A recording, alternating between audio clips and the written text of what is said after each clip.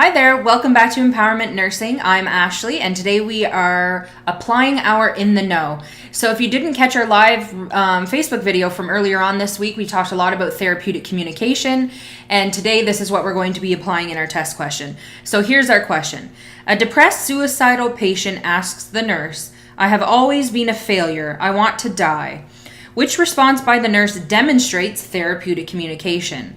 Our options are 1, why do you see yourself as a failure? 2, you've been feeling like a failure for a while?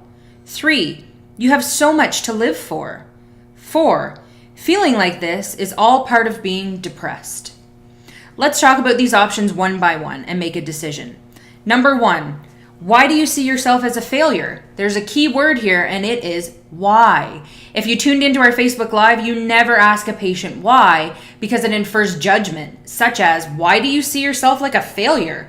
So it makes the patient feel like they don't have a right to feel like a failure. Number 2, you've been feeling like a failure for a while. This is clarifying how the patient is feeling. So we're going to leave number 2 as an option. It's also summarizing the patient's statements, which is always a good option for the nurse to take. Number 3, you have so much to live for. That's doing 2 things, right? It's offering false reassurances, and it's also making assumptions, because who are we to assume that that patient has so much to live for, right? We don't know the patient personally and things like this. So it infers judgment and false reassurance at the same time. So number 3 is definitely not the right answer. Number 4, feeling like this is all a part of being depressed. That minimizes the patient's feelings, and it also dismisses kind of how the patient is feeling altogether. So number 4 is definitely not the right answer, which leaves us with the only option of number 2.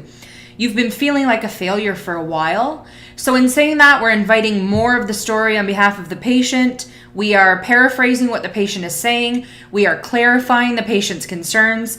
So through process of elimination, number 2 would be our correct answer. Thanks so much for joining me, and for the answer to this question and more, you can check out our complete study package, which you can find on our website, and we'll see you next time.